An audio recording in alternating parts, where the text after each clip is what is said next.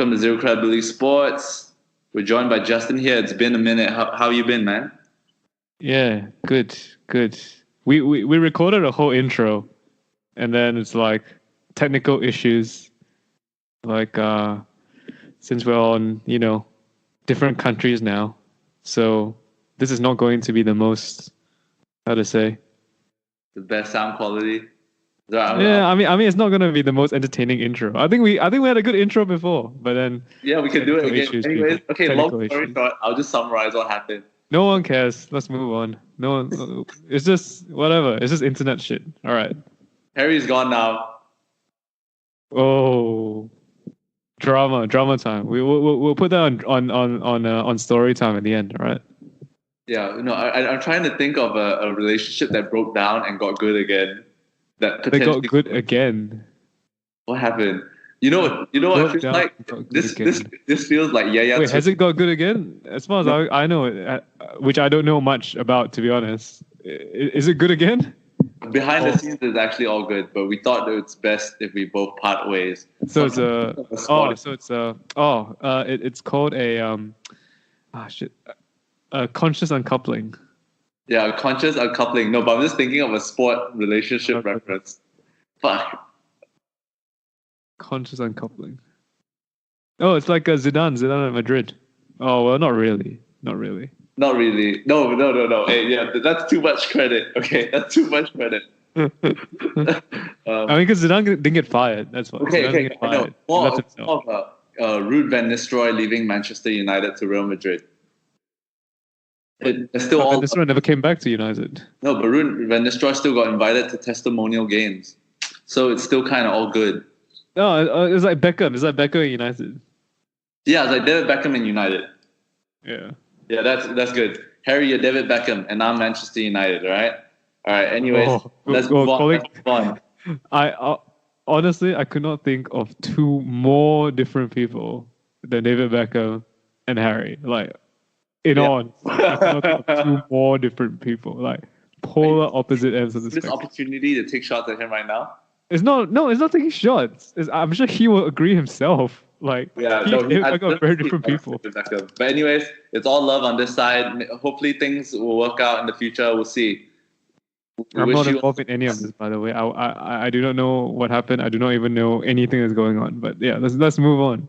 Let's move on. Let's talk about the Champions League, baby. The draw just happened yesterday. And holy shit, fuck me, man. Again, United's got the bad end of the stick for every single fucking cup draw this fucking season. I mean, all right. Obviously, I think the glamour draw is the United Barca game. Yeah. Right. That's the highlight of the draw. It's the biggest game. What were your thoughts before the draw? What were your thoughts going into the draw in terms of, like, who are the weakest teams, who are the strongest teams, blah blah blah. As a United fan, I was just like, come on, just give me Porto and fucking Juventus. In the FA Cup, we got like fucking like Arsenal, then we got Chelsea, like, and now we're getting fucking Wolves, and now like for fucking Champions League, we started off with fucking PSG, and now Barcelona. Come on, man, is it not true we're getting the bad end of the stick this year? I remember the years we used to get Lost Lille, Roma, Shakhtar Donetsk, some like Schalke, shit like that. We used to get like decent draws, and now we're just getting like the hardest fucking draws ever. I mean, whatever the case, the draw is the draw. Like, it doesn't really matter, in my opinion. You sound like so sharp, but okay. I mean, at the end of the day, if as cliche as it is to say, like, a lot of these teams are in this competition because they're going to win it. So if you're not playing Barcelona in the quarterfinals, you're going to play Barcelona in the semis or in the finals anyway. So whatever. But going into the draw, I thought the four weakest teams in the draw, right? The four weakest teams were Porto, Ajax, Tottenham, Spurs, and Man United, actually. Yeah. I thought they were the four weakest teams going in. And those are teams that everyone want to draw. So, Juventus got Ajax, Spurs got Man City, Liverpool got Porto, Barcelona got Man United. Man United obviously got the toughest fixture, and they're on the quote unquote bad side of the draw as well. Yeah, they got two of the heavyweights. in terms of Barcelona and Liverpool, but on the other side, the heavyweights as well. But you prefer? I think no. Actually, you know what? I think it's either way. It's like we're in the final stages. I mean, the way it's set up already. Like if you can just move United, both sides are equally as tough in my opinion. Like I'm not sure about that because who do you think is the favorite now then? I think the favorite now is Man City. After the draw, I think the favorite is Man City. Even if Barcelona comes through to the final, you think City will beat Barcelona? I mean, obviously that's the top two teams, the top two favorites to win it is Barcelona, Man City. So I think everyone expects the final to be Barcelona, Man City, right? Because they're on the opposite ends of the draw. I just feel that it's sort of set up in a way that like Pep goes everything's back. sort of working out for Pep, right? In the sense that they drew Spurs, which I think aside from Ajax and Porto would probably be the team that they want to draw. Yeah. Because they played them in the league. Beat them twice. They played in the league already. And the thing about these same league draws, right? Like this English versus English or whatever it might be, is that the teams know each other very well. Yeah.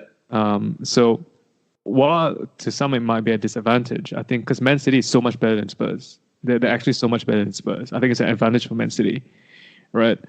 So, and then the next. So if they beat Man City, if they beat Spurs, the next one will be the winner of Ajax and Juventus. Which everyone thinks is Juventus, very likely. Juventus will most likely go through from that. Yeah. I think most people can agree on that. So it'll probably be Man City, Juventus in the semi, which I think will be a good semi. Yeah, that'll be a very good semi. Yeah, but if you look at it on the opposite end, right, it's like I think Man City would rather face Juventus than Liverpool or Barcelona. True. So in that sense, I think Man City are the biggest winners of the draw, and they have the clearest path to the final. And yeah, like I think Man City as well. They're laser focused this year on winning the Champions League. I think that they want to win the quadruple. The way they play the League Cup final, the team they field for the FA Cup, they're on a no joke basis in a sense where, like it's the strongest team possible every game, whether it's the FA Cup, League, or Champions League. So I think they definitely got some good squad depth. I think amongst the top six in England, I think they probably have the best depth. The best and I think with the cup competitions you can never really tell. I think Champions League is a bit different because it's over 2 legs. Yeah. But with the cup competitions in general, I think you can't really. I mean, yeah, they're on course for a quadruple. Whether they win a quadruple or not, I still wouldn't. I still would say, oh, Man City are going to win a quadruple this year. I think really I think if they win the Champions League, and I think we can all agree they're probably going to win the Premier League. But if they win the Champions League, I think it'll be a very, very, very successful year for them. Very, very successful. Fuck me, man. I can't stand it.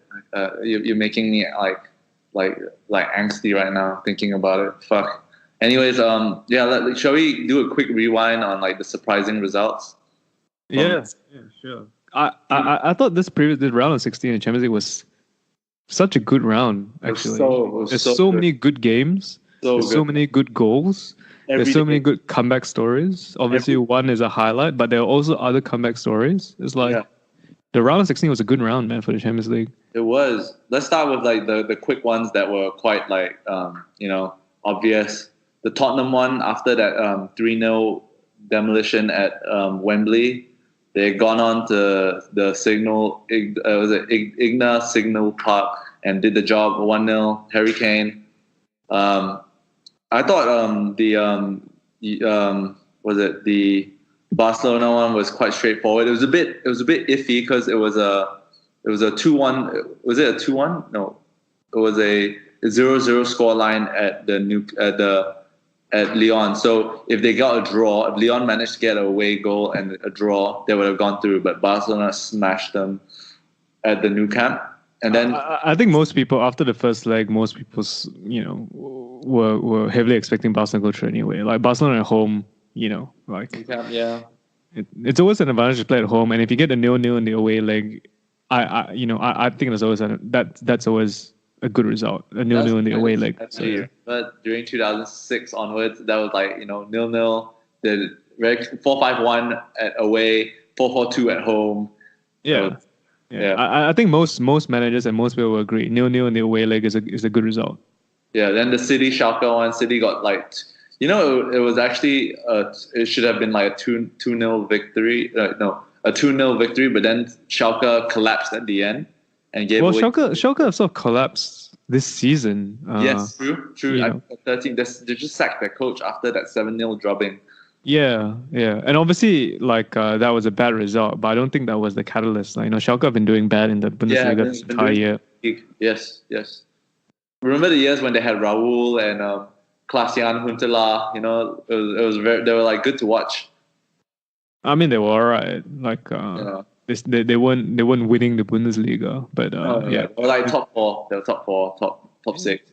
Yeah, but the Schalke game is probably the easiest game. Man City Schalke was the quote unquote easiest game in around 16. True.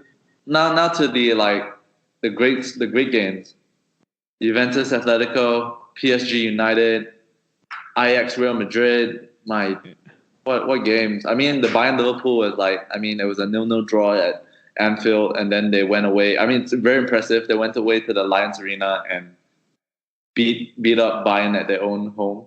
Yeah. Liverpool played very well. Mane, is coming back into a good run of form. Remember that touch that the goal he scored? It was very similar to the bad touch, but he manages to convert it anyways. Yeah, that was very cool. I think let's focus on the Real Madrid Ajax game first. I don't know, man. Solari started off a bit slow, a few draws, and then he went on a 8-game winning streak out of 8 wins out of 10 games during 2019. So it was a bit of a resurgence. They went to Atletico and beat them in the league, and there was 6 points behind Barcelona. Then it all collapsed when they played the Clásico twice. They got knocked out of the Copa, 3 times in the span of a month. They got knocked out of the Copa del Rey by them in the semis, if I'm not mistaken, or the quarters. And then they lost to them in the league, and then they started drawing and losing again. And now there's a bit of a disruption, not real good feelings going on, not real good energy going on at Real Madrid. Fans are booing Gareth Bale. They already scrapped the plans of keeping Solari for another season, and they signed Zinedine Zidane. Yeah, I mean, so Solari started off pretty rocky, like you mentioned. Then they went over a bit of a run. I in all honesty, and I know things are never really, as simple as it may seem. But for me, and I think for most people, it's because they haven't replaced Ronaldo, right? Yeah, they haven't. They haven't replaced Ronaldo. So, when Ronaldo went to Juve, they never really got an adequate replacement. And so someone who is scoring literally, 40 goals a season, 50 goals a season for you is gone. Yeah. Who's coming in and chipping in those goals for you now? Yeah. And the answer is from no, Lyon. the answer is no one. Yeah. There's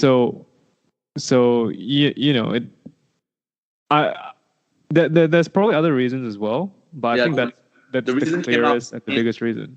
One of the possible reasons, Perez, the president, apparently he was planning to refurbish the Santiago Bernabeu, do some renovation stuff, and that's why he cut back on spending. And that's why he signed relatively cheaper options in Diaz, because the club got 100 million for Ronaldo, and they didn't really repurpose it well. They, and I think that was one of the catalysts of why Zidane left last season, because I think he was told that he wasn't going to get as much money, and now this team, you can see the decline of this team. Maybe. I mean, maybe you have a point in saying that. That's why Zidane left. Because the reason he gave when he left was because he was tired, right? That was the reason that he gave. Yeah.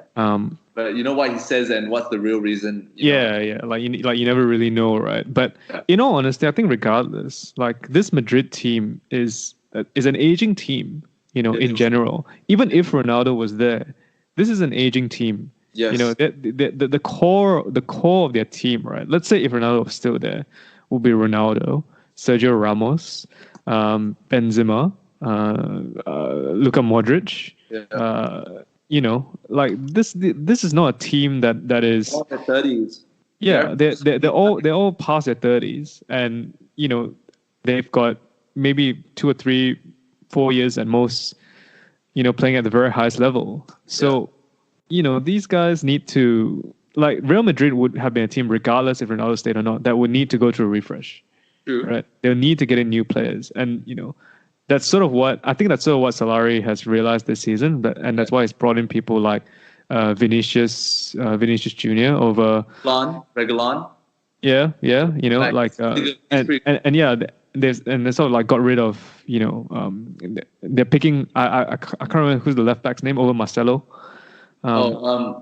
Is it Reguilon. Reguilon is the and then but like they did a lot of weird things with the squad, but what I'm why I think my theory, not my theory, but the theory that I read, and I think I truly subscribe to it, is because when Zidane was snapped up like to take on for the next season, he straight away signed a 50 million defender from Porto, a new young defender, Eder Militao, and he was like looking at his age, and then there was that's not Zidane signing for sure.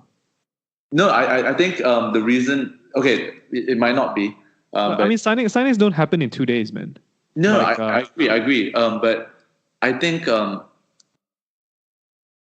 reason why, like, there's a report saying that Perez would take more of a back seat and give Zidane more of a say in terms of who they should sign. That'll never happen. At a club like Madrid, that'll never happen. Like, in fact, at most clubs in the world, that's becoming less and less of a thing. This idea of a how to say, a sporting director or a technical director, so to speak, who are essentially in charge of the signings, right? Like, this is a very continental European system, right? This is a system that's been used by Italian clubs and Spanish clubs for many years, right? And now it's creeping into England. Yeah, and now it's being adopted in England, right? The idea that we have of the managers are the guys that go out and do the signings is an idea that's been brought out by, that's the way that it was done in England, right? But even now in England, like, things are changing. Like, that's becoming less and less of the way it's done now, and they're moving more towards this continental Spanish, Italian way of doing things. So, Perez can say whatever he wants to say. Like, Zidane's not going to be the guy who's going out and anything. There was a report that came out that, like, the reason why Zidane, took up the job again is because the president might have promised him more control of the club. Because think about it, if you were like a football coach and the situation in Real Madrid, wouldn't you find it hard to take a job and to produce a good result, knowing that there's so much limitation? The squad is aging. You can't really sign new players like the days of old, like the Galactico days, because I think Perez is more focused on refurbishing the Santiago Bernabeu. So what goes through your mind? Like, what are you gonna do? Like, how are you gonna compete with Barcelona, who recently snapped up Malcolm, all these players, and now there's news about like maybe Neymar returning, and you can't participate in any of these, and who knows, Gareth Bale might be leaving as well with all the news that come out in recent weeks. I mean, I think Gareth Bale will most likely leave. I think he's more likely to leave than stay. La Liga. But I think so. Two things. One thing you mentioned, like, who would go to Madrid knowing the situation is the way it is, and I would say any coach in the world will go to Madrid. Still, because it's Madrid, right? Okay. Because it's Real Madrid. Yeah. Secondly, I don't buy into this idea, or rather, I don't really believe this when they say Madrid have no money to to spend and buy players, right? Because as soon as Zidane got the job, the first thing he talked about was Mbappe, right? Yeah, Mbappe, yes. So I don't believe this notion that Madrid do not have money to sign players. They definitely have the money to sign players. Right? But why didn't they sign any at like the start of the season? I think I'm not 100% sure. I think it's easy to say something like availability, was an issue. Yeah. If they wanted to sign someone at the start of last season, right? Like who would they sign, right? Like who was available? Because when you talk about replacing Ronaldo, right? There's only a handful of players in the world that can replace Ronaldo, right? Yeah. It's maybe like, I was gonna say 5, but then I struggle to, like, are there even 5 players in the world that can, No. like, so, and let's not forget, 2018 was a World Cup year as well. Yes. So that makes signings a lot harder.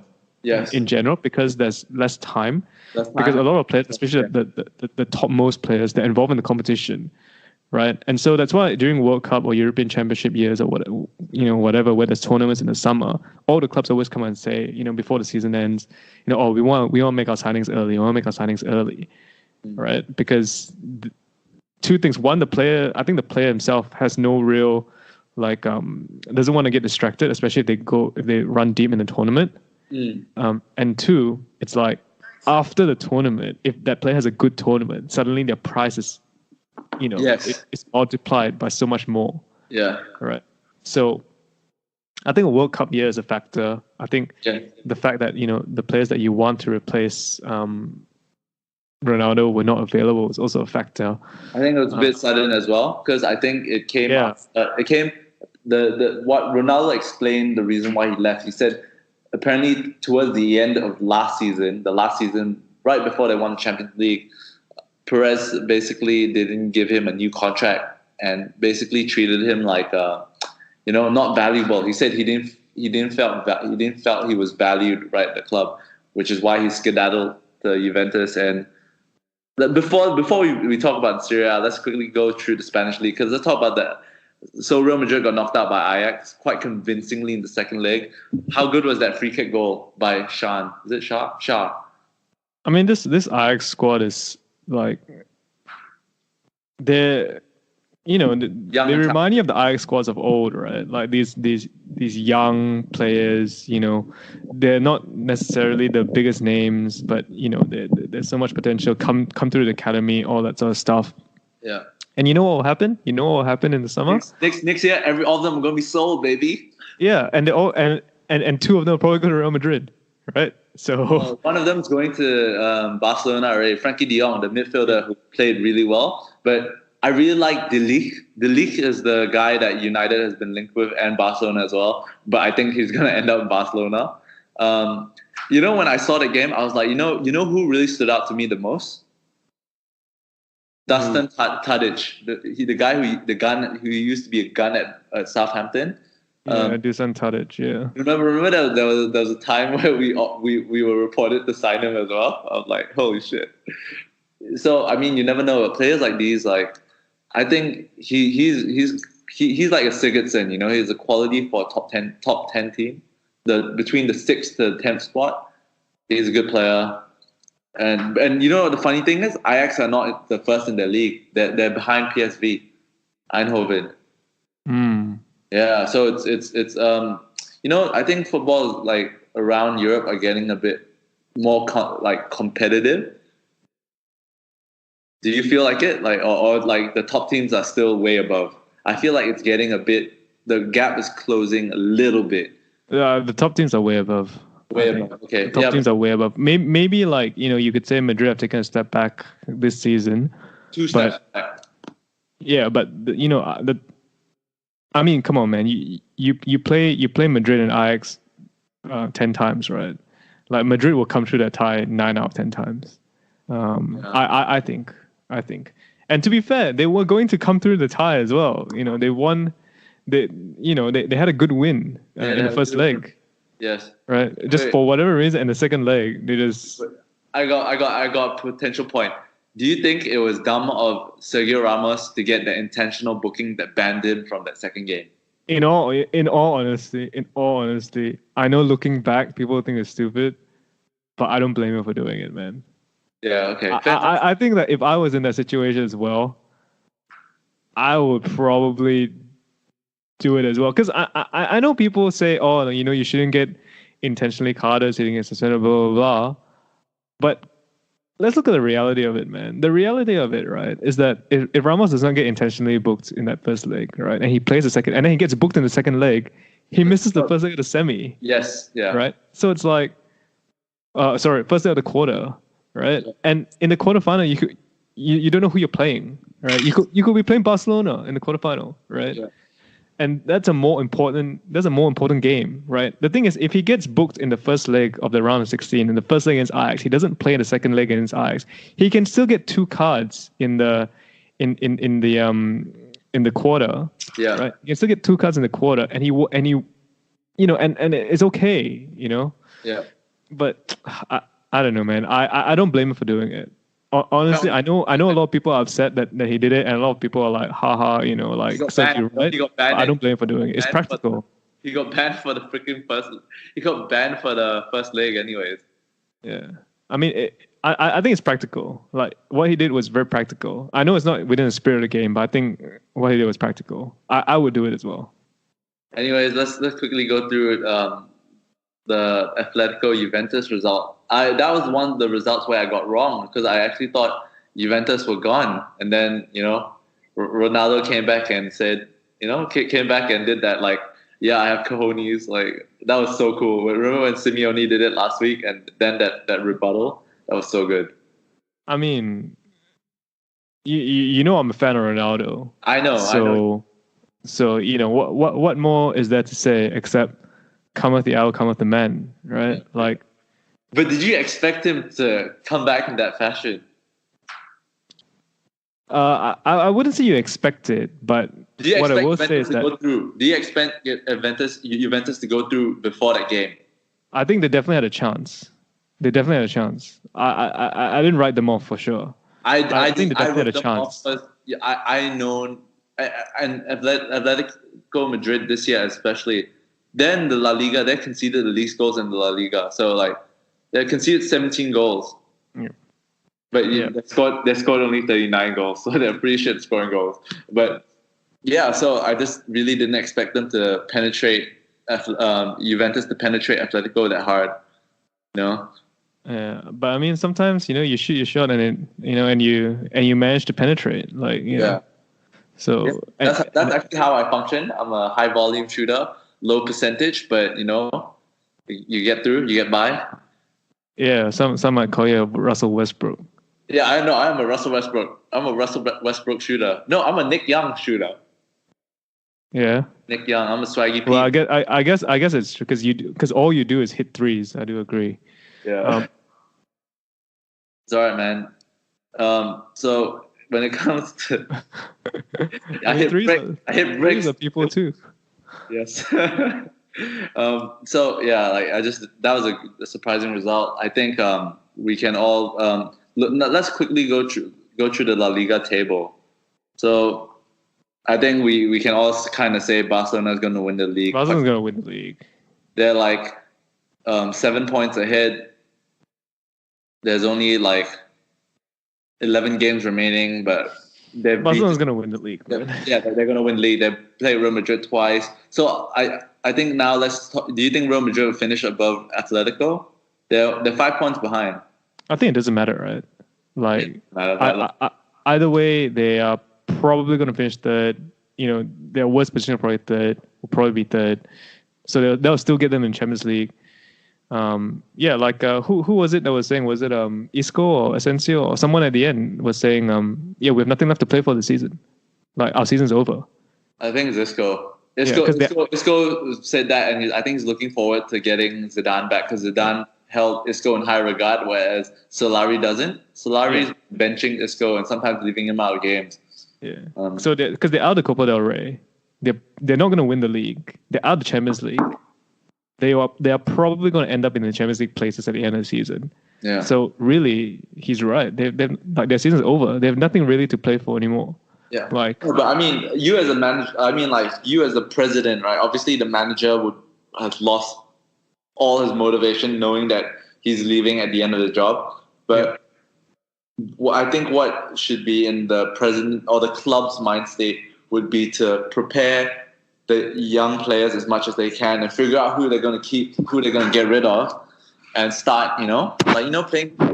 See Vinicius Jr. I think he's definitely going to be part and parcel of the first team squad next year. Yeah, I think Vinicius is the only bright spot that Madrid have had this season. Yes. Right. The fact that he's managed to transition into the first team very comfortably and look the part, look like he can play a role in the first team. Reguilon as well, the left back that they played, he's really good. Someone who has been a big disappointment is Asensio. I felt like he didn't take a step forward this year. If anything, he stood still. It's hard to take a step forward from the bench, man.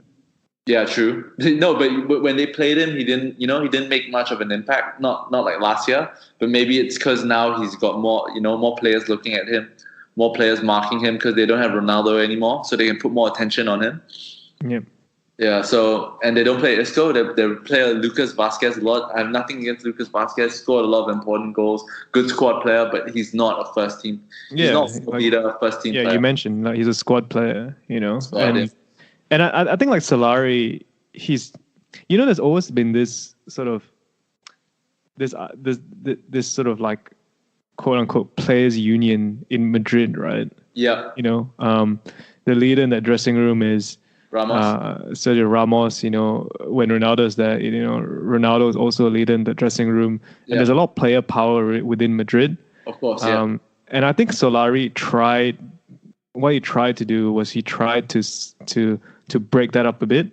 Yes. And I think that's shown by, he's still playing Ramos, but, by him benching Marcelo, by not playing Isco, not playing, he's trying to stamp his mark on the club saying, look, I'm the manager, I'm in charge. If you don't play well, if you don't pull your weight, you're not going to play. Yeah, no, right? Solari's type of play is very, work rate, listen to, like a bit like Jose Mourinho-esque. Is about organization instead of when you saw the Champions League halftime team talk, right? He was just motivating the players rather than talking about the shape that much. But it seems like Solari, he seems like he values work rate, which is why he has Reguilon on instead of Isco. Lucas Vazquez instead of Isco because they track back. Not a big fan of Gareth Bale. He loves Karim Benzema because Karim Benzema is quite a selfless player. Stuff like that. You've seen that. You can kind of tell through the teams he put out what traits that the manager truly values, and it seems like he values work, like you say, authority, team, organization, rather than freedom to express, creativity. Man management, motivation, that kind of thing. He focuses more on the other side, which is the more not mundane, but I don't know what's the word, but more just basically this is what you have to do. This is your job. Track back, that kind of thing. If you don't, I'm not 100% sure. I agree with the fact that he focuses on the quote unquote mundane. Not mundane. So I don't. I do agree with you when you say more rigorous type side of football rather than the more creative side of football. I don't know about that because Solari was involved in a lot of very creative Madrid teams. Yes, true. The way that he plays and his ideas about football come from his time as a Madrid player. But I think it's more it's one of those where maybe he felt the players were getting too comfortable, or maybe he felt that player power, right? Where Marcelo is notorious. Is notorious for being someone who doesn't work hard in training, right? He's known as someone that doesn't work hard in training, but he gets played every single week anyway, right? So, I think it's more around. I think you're right in saying he's trying to be more authoritative and say, I'm the manager here. If you don't play or you don't show or you don't put in the effort, whatever that might be, whether it's to execute a certain game plan or to work on training or whatever, you're not going to play, right? And as always seems to be the case with Madrid, with this modern Madrid. Yeah. It seems like the player power wins out, right? Yeah. Because all that happens is then Madrid loses games. Yeah. And the manager gets fired. True. I personally, I think if I was a manager, I would not want to. I mean, because I love that's why I have I used to have. I have a strong affinity with the old English league mentality of keeping their managers until fucking the money get pumped into the league, and you see like Abramovich sacking clubs left, right, center, relegation clubs sacking them left, right, and center. I don't think it's enticing for some coaches to go there, because you know that you're kind of working under the thumb of Perez's whim and fancy, kind of. Yeah, but that's the special thing about Madrid, right? Is that even though everyone knows that, it's still one of the if not it's still one of the top, if not the top, job in football. It still is, just because of the status and the glamour that Agreed. Madrid is. They won 11 Champions League titles, man. Yeah, and the thing about it is, like, you can get lucky, right? Like you know what I mean? It's like, okay, maybe now, I don't know, but Madrid have always had that they've had a team that star-studded, superstar. Yeah, star-studded. They can compete over long periods of time. Blah blah blah. Blah. Yeah. They're not proven winners. To spend money. A lot of their players are proven winners. So you can get lucky and win a Champions League here and there. Yeah, I know. Like, it's not like I'm not like shitting on Zidane, but like Zidane had that opportunity to win 3 Champions League titles in a row. I don't think that record will be broken anytime soon. Yeah, I agree, and I think a lot of people also agree that Zidane is not. They wouldn't regard him very highly as a manager. Like, you know what I mean? Like, he probably inspires a lot of people within Madrid, within the club, within the players, and all that sort of stuff. But I'm not sure many people consider him a quote unquote great manager. Sure. Yeah, no, I agree with you. Shall we? Okay, let's bounce off of the La Liga and just quickly talk about Juventus, who managed to come back with Ronaldo's clutch game, one of his probably biggest games ever. And let's look into quickly the Serie A table. Juventus are so far ahead. It's not funny. They're gonna win it easily. Yeah, they're gonna win easy. This is their 7th straight Scudetto. Yeah. So I think it speaks more to the weaknesses of the other clubs and the mismanagement of the other clubs, more so than Juventus, who have had their own own mismanagement issues as well. Don't get me wrong. Remember when they were in the Serie B? I mean, that's what I was talking about. Yeah. Yeah, I know. Ronaldo. Let's talk about Ronaldo. Let's hone in on that. Like, 19 goals, 8 assists. Apparently, there was a stat in January. In January, he contributed to 80% of Juventus goals in the league.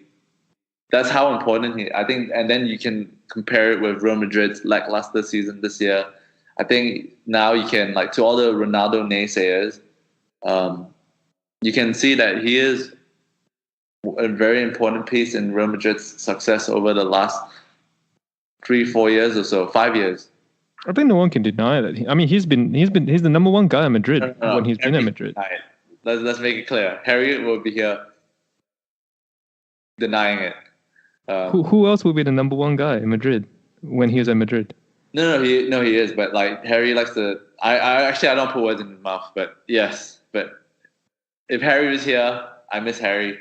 In all honesty, I thought that Ronaldo was having for his standards and for what he achieved in Madrid and his goal scoring record and everything, he was having a pretty average year at Juventus, actually. That's what I thought. Yeah. No, I think he's having a better year. I know that he might have scored more goals last year in this part of the season, but I think Ronaldo is being used way not as much, I think, this season, because actually probably about the same, because I remember last season Real Madrid would take him off. Zidane would rotate him more. He's being used a bit like that in the Serie A as well. Allegri. He's still playing every game. Yeah, he's still playing every game, but no, he doesn't play like 90 minutes. He's not like fucking LeBron James playing every single freaking minute of the game. Well, LeBron is not playing every single minute. I know, but majority, like he plays 90% of the minutes. Not anymore. Over the last few games? Because they're winding him down, man. The Lakers are over. The Lakers season is over, man. Yeah, they're not making the playoffs. Yeah, I know. That's good. We talked about that last week. And we got but without going off topic too much, like if Ronaldo wins the Champions League, right? Man, he would have won the Champions League with Man United. He would have won the Champions League with Real Madrid. He would win the Champions League with Juventus. I think that's a record. And he would and in all three of those teams, right, that he won the Champions League with, he was the main guy. Yeah. In all three of those teams. Hey, let's not forget. He didn't play that well in that Chelsea final. Yeah, I mean, yeah, that's true. He scored a pen though. He missed the pen. Yeah, that's what I know. I know. But anyways, I think. Yeah, okay. Let's. I mean, I think I give like the fans some, if they don't follow the Serie A and they're intrigued. Napoli are still obviously the second best team. There's nothing to follow in the Serie A, man. Juventus are so far away. I know. But I want to basically highlight the fact De Laurentiis was happy to the president of Napoli, crazy ass guy. If any one of you are interested in like mercurial characters, check out De Laurentiis, the Napoli president. He was happy to let Sarri go because he thought that it was Sarri's lack of rotation which cost them the title last year, because Napoli were real close to the Juventus last year. They were leading at the start of the season, in fact. But now they're very far behind. They're being managed by Carlo Ancelotti, who's doing, I think a subpar job compared to Sarri. But the highlight of the season has got to be Gattuso's Milan, who finished 7th last year. Is it 7th last year or 6th last year? They finished. Sorry, give me 2 seconds. They finished 6th last year. Now then in 3rd place. They were in 10th in December, but they made a signing. I don't know whether you heard of this player, Justin. Have you heard of Christoph Piatek from Genoa? Yeah, I heard it. They signed him in January, right? He was one of the top scorers in the league. He's tied with Ronaldo, 19 goals, 1 goal behind the top scorer, which is Fabio Quagliarella, who used to play for Juventus. Gun player, always signed him on Football Manager. Cheap and consistent goal scorer. But anyways, I think Milan, it's a bit of a resurgence in Milan. I mean, obviously still nowhere. They're not going to win the Champions League anytime soon. But I mean, like, this is like exciting for like nostalgic fans who used to see AC Milan dominate in the old days. Remember when Kaká knocked us out and then they beat Liverpool in the final? Those days. I mean, Milan is historically one of those teams. I think you can think of many names. At Milan, you can think of, I said, Kaká, Paolo Maldini, Clarence Seedorf, Inzaghi. I guess you can also think of Inzaghi at UA, but Gattuso, Pirlo, Shevchenko. Like these are legendary names. So. Like I said, but they fell off. They fell off because of mismanagement. Inter fell off because of mismanagement. They're not getting that magic. Remember when Silvio Berlusconi was touching little girls? They were winning Champions Leagues, man. I think you're confusing Silvio and R. Kelly, man. Yeah, no, they're all one and the same. It seems like we'll talk about this in the Zero Credibility episode. But it seems like there's a correlation between touching kids and greatness. Just saying. I'm not saying that I agree with it, but it seems like there's a bit of a correlation. Hello, Justin. Yo, I just wanted people to hear that from you and let that sink in. All right, we can move on now. Okay. Anyways, Not saying I agree with it. I totally think it's a bad thing. But anyways, let's move on to, okay, we've talked about the La Liga real quick. We talked about the Serie A.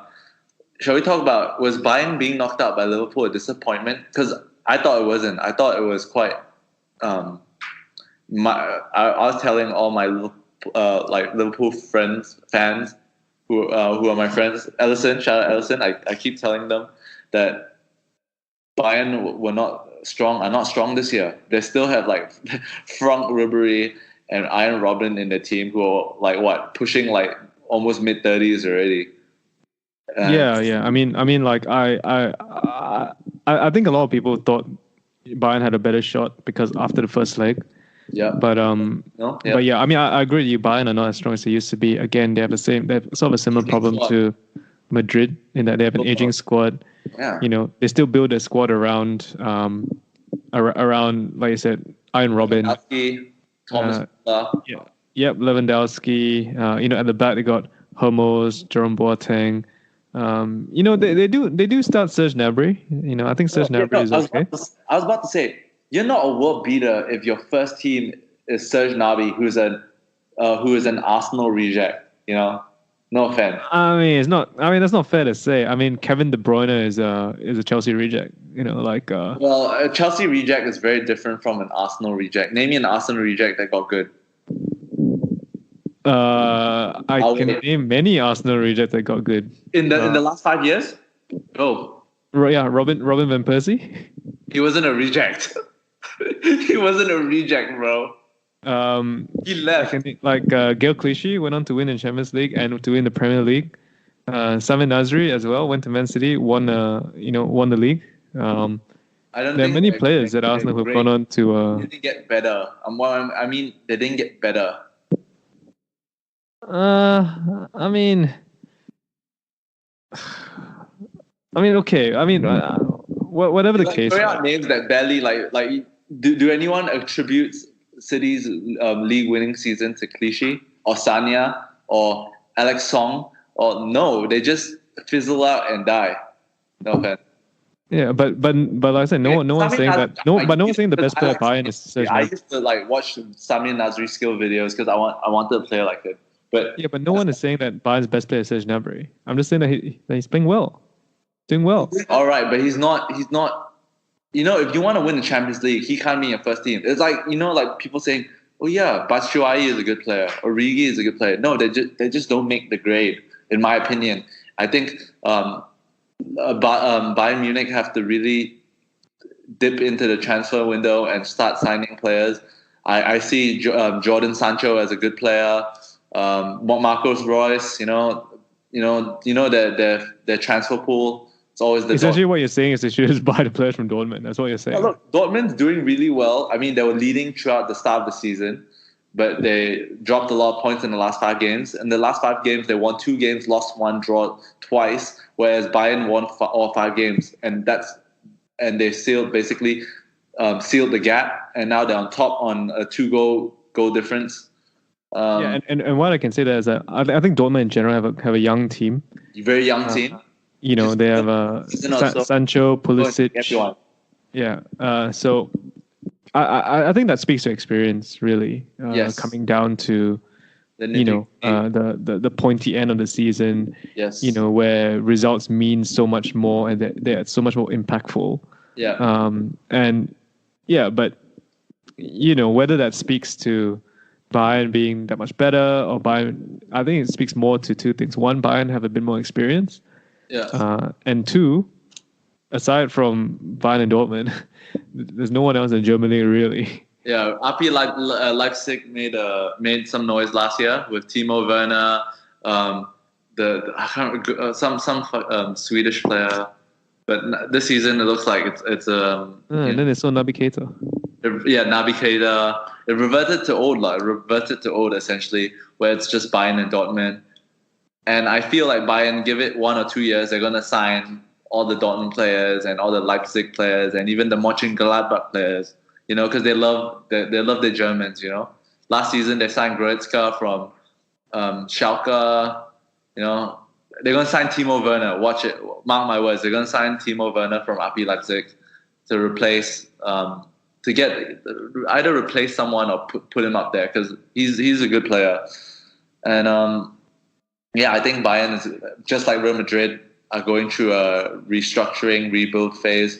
They can't rely on Iron Robin, even though he still scores the same freaking goals he scored over the last. Cut in onto the left and drill it.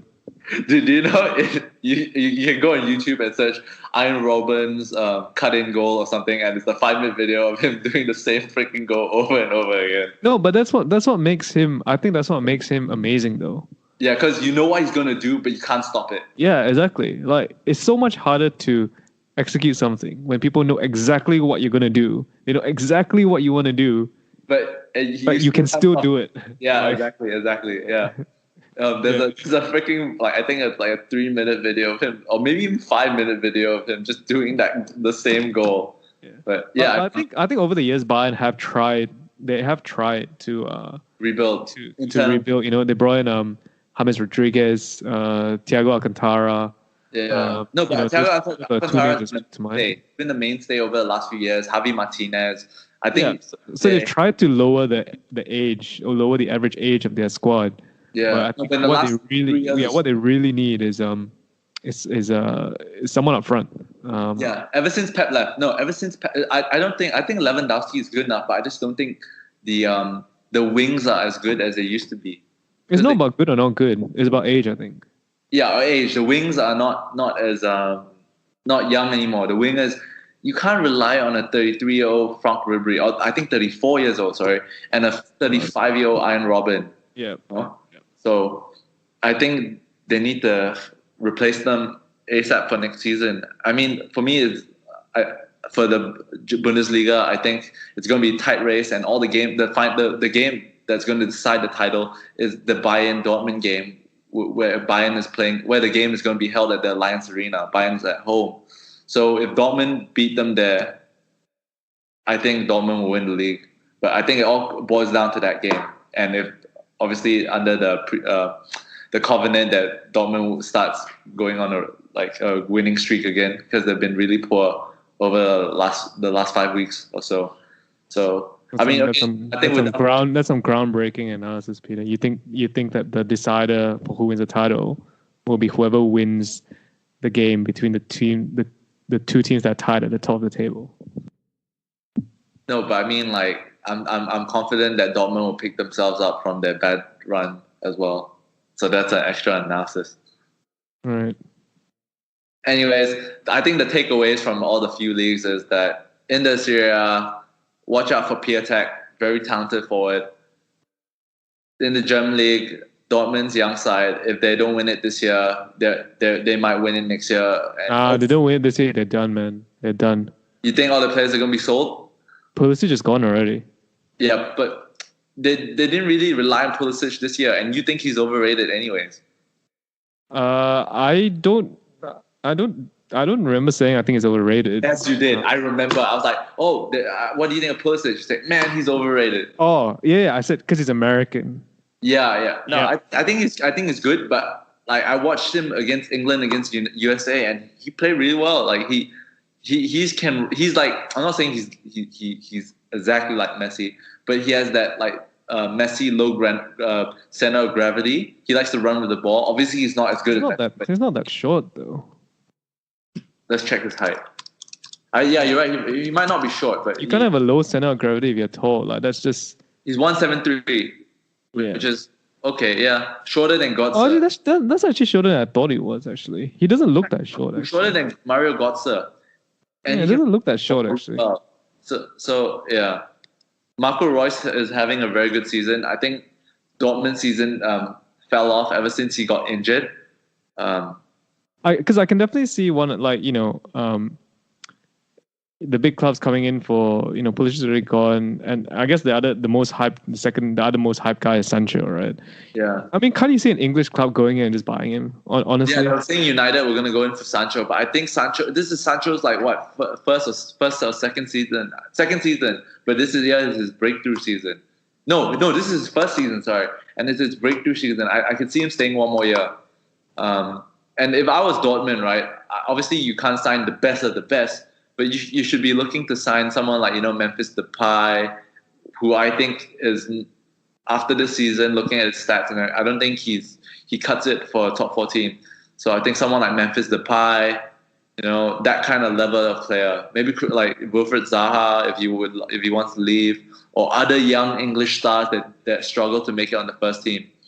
I mean, they don't have to be English, but English, but I think Dortmund's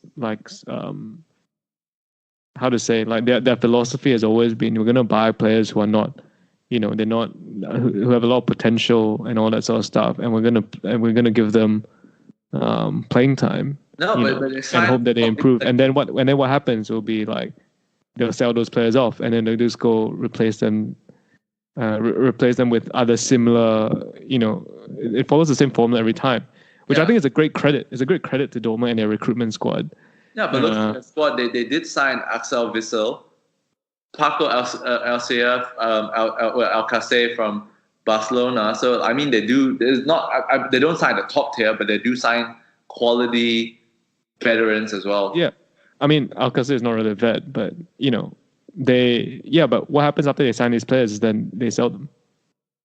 So yeah. Yeah, I think they have a good mix. Maybe like a few more experienced players that probably won the Bundesliga before. Maybe like try. If I were them, I would try if it's possible. Maybe pick up Ribery or Robin, just to put them on the bench. Nurture the younger players. They can still make an impact. You put like Iron Robin on for the last 20, 30 minutes. Why would Iron Robin go from Bayern to Dortmund's bench? No, but I think he definitely lost his spot, and he can't. Wouldn't you be on Bayern's bench rather than Dortmund's bench? Yeah, maybe. I don't know, man. Like, I mean, if you can't, no, but like I could see Bayern selling him. You know what I mean?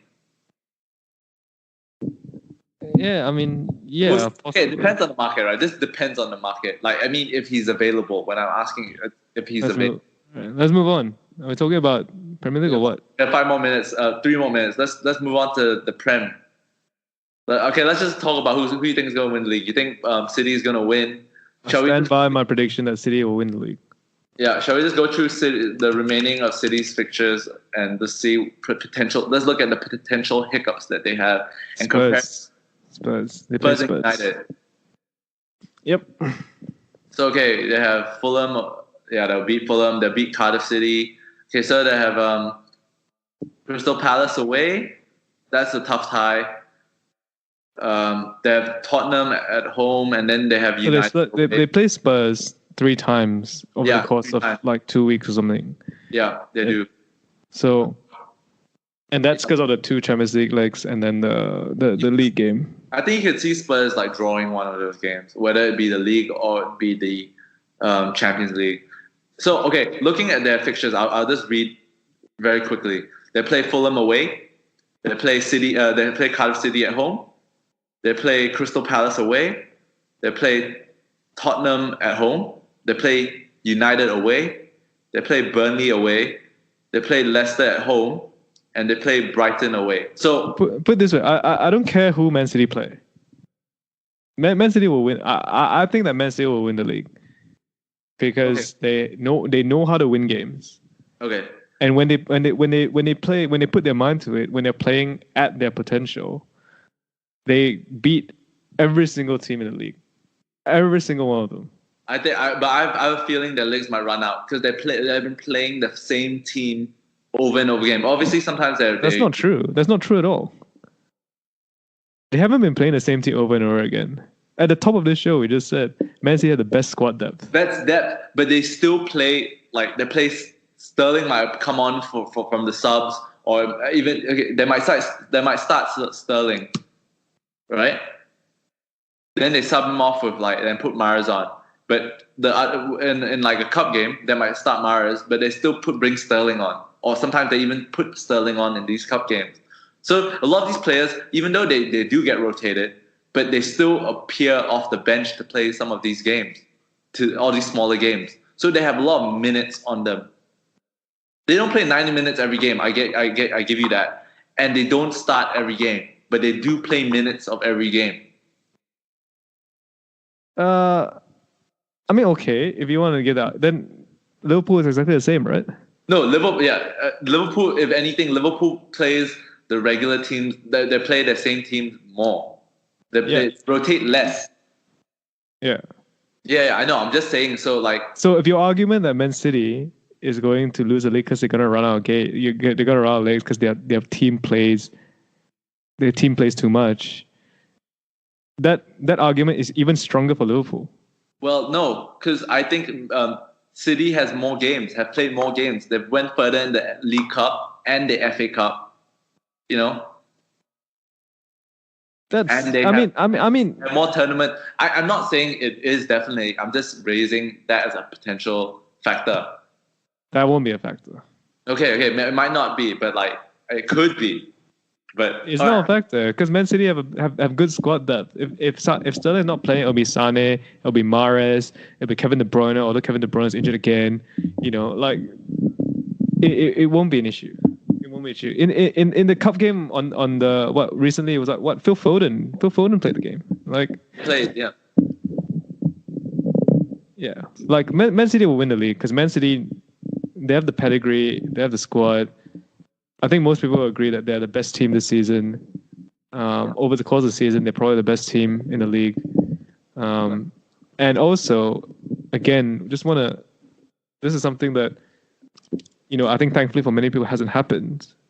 But if Liverpool get one injury in that front three, Yeah, it's game over. I agree. Whereas Man City, if they get one injury in that front three, they're still okay. Yeah, If Liverpool get one injury in that front three, it's game over. yeah. Yeah.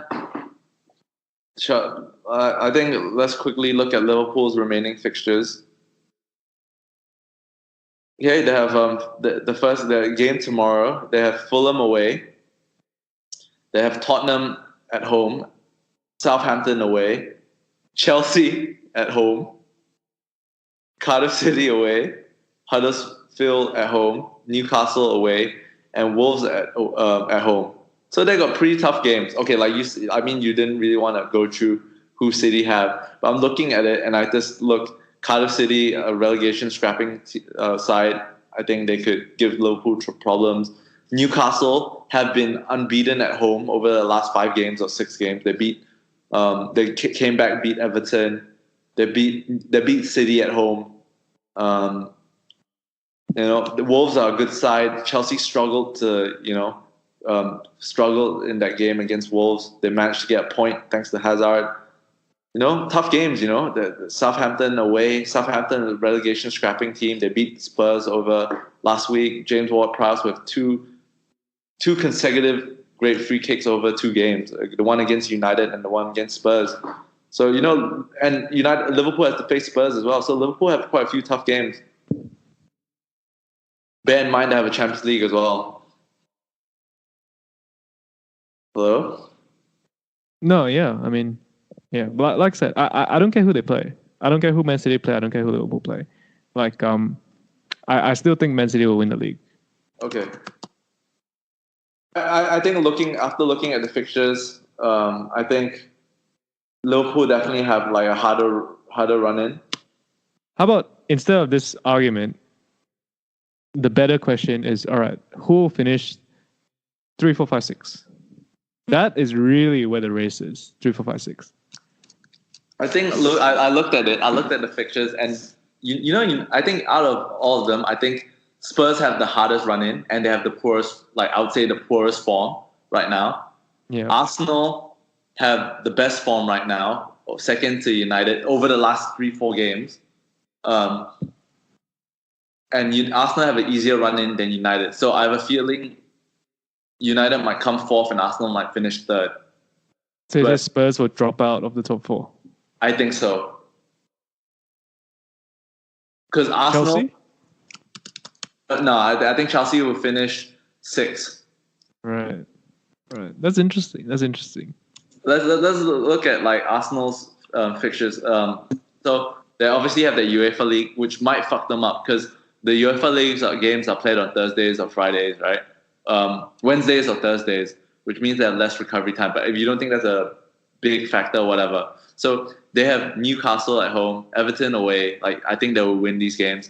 They have Watford away. I think they'll win that game. See, they have Crystal Palace at home, Leicester City, Brighton, Burnley. The only game which I could see them potentially being tough is Burnley away, and maybe Watford away. Not really, Wolves. Okay, maybe Wolves away. So these two games I see them as being the tough games. But if you look at Spurs game, Spurs have to play City and Liverpool. They have to play City and Liverpool away. I'm drawing out Spurs fixtures. You can see my screen, right? Yeah. So you see, they play Liverpool away. They play City away. Then the other games I see them winning quite easily.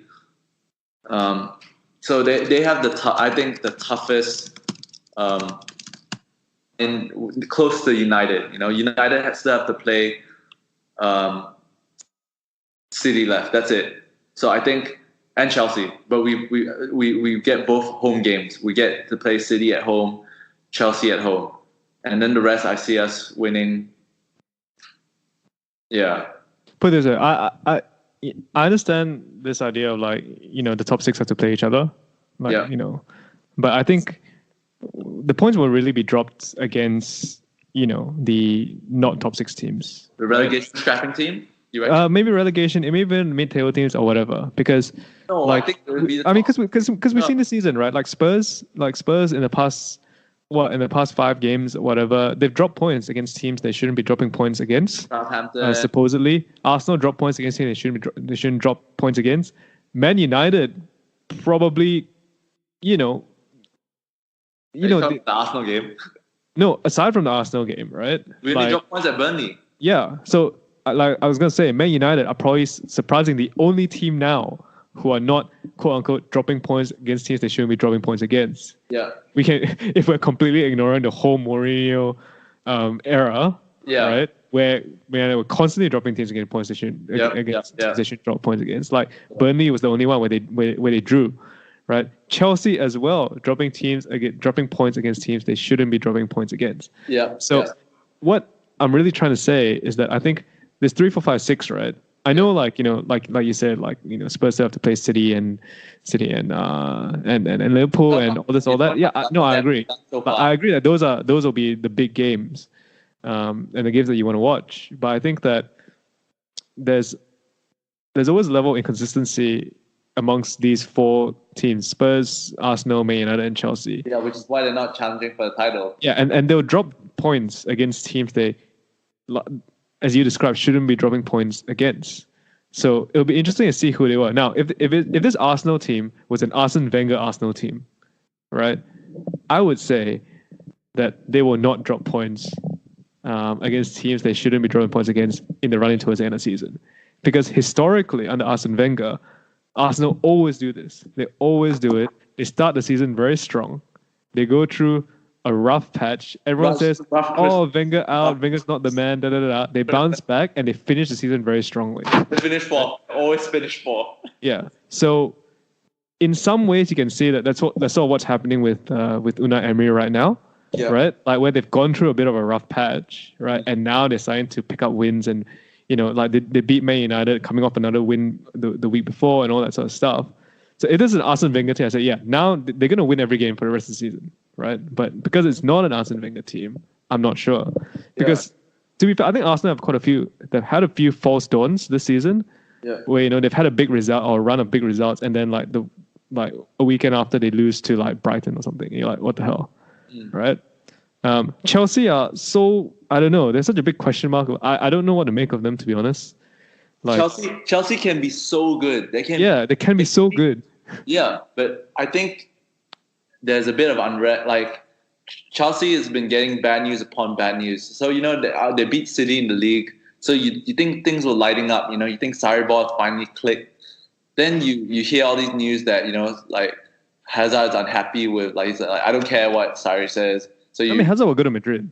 I think Hazard so. Will go to Madrid. No, he is. But once Hazard leaves, that's a big part of your team. That's your engine. You lose your V8 engine. I mean, that's your best player. So yeah, that's your best player. Yeah, like he's the he's the type of player, right? Like you could not play well the whole game, and he could just do one move and score that one goal. That helps. Yeah, the moment of magic, right? Yeah. So like Chelsea, so I agree with you in the saying like I Chelsea can be so good, but for whatever reason, they're so inconsistent, right? Yeah. And Spurs as well. Now Spurs, right? Now that they're fully out of the title race, right? Which I think most people did not really take Spurs seriously as a title contender this season. I know I certainly didn't. Yeah. And I think the Champions League is the only competition they're left in, right? Yeah. So they've only got the Champions League and the league to focus on. Yeah, now, which is, I think, enough. Which is good for them, but now I don't know if like I could definitely see Spurs just going on a really bad run. I know they sort of have in the past few weeks, but I think they could go on a really bad run. I can definitely see it happening. Kane's can't come back. Ali's back. So okay, you could give them the excuse that they need a few weeks to click into gear. But now, like from now on, the next few weeks, there are no excuses. If they keep losing, then you know that their team is not good enough compared to Arsenal or United.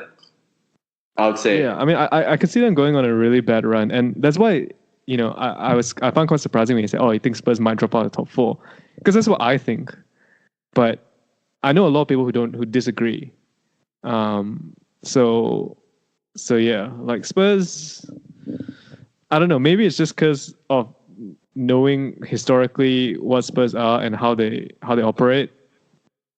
Spurs they're not serious challengers really. Yeah. So they're really financially constrained. It's not even about. They have a low ceiling. It's about like ceiling. It's about like when it comes to crunch time, right? They don't deliver. Their legs go soft. When it comes to crunch time, they don't deliver. Yeah, their legs go soft. And historically, that's what Spurs are, right? Yeah. At the pointy end, when it comes to they choke, right? Yeah, I can definitely see it happening. To be fair, they've been breaking a bit of that stigma. That's true. Under Pochettino, yeah, you're right. Yep. Yeah, the Champions League. But I mean, then again, you have to look at their true limitation. Is not that their ceiling is lower. Their ceiling I agree. The ceiling is lower. Look at this. Look at that first team. Like everyone talks about Hugo Lloris being a good keeper. I think he's trash. I think he makes a lot of silly mistakes. I think he's a good keeper, actually. I don't think the defense are great. Harry's a big fan of Vertonghen. I'm not a fan of Vertonghen.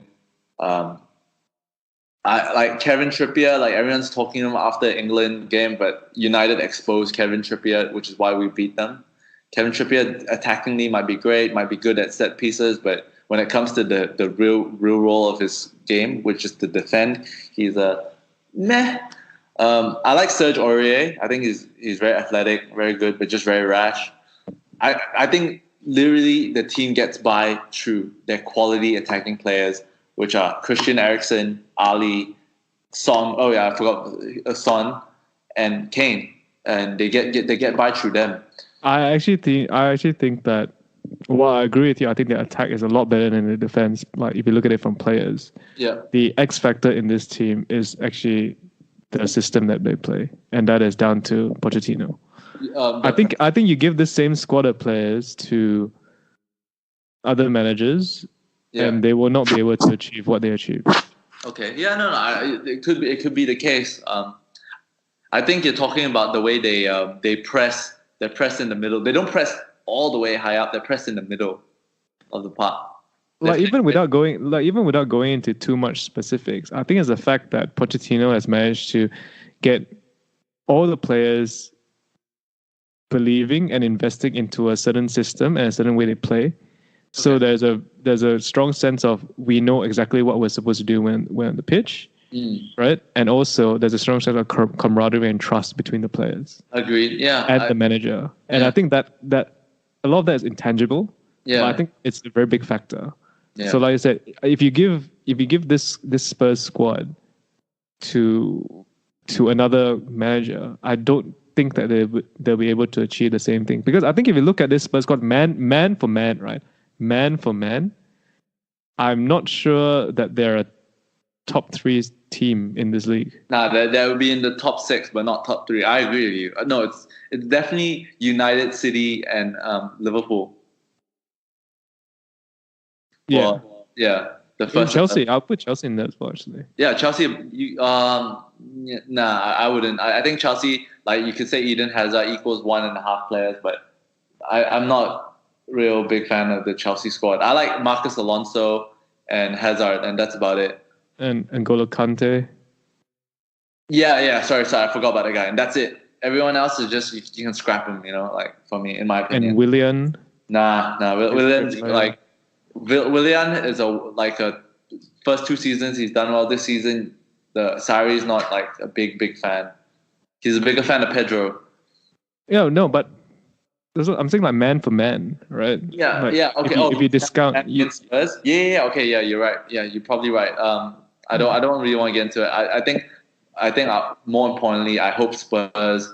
If Pochettino leaves, that Daniel Levy is still like keen to invest. I think the best thing that happened for Spurs is that Madrid brought back Zidane.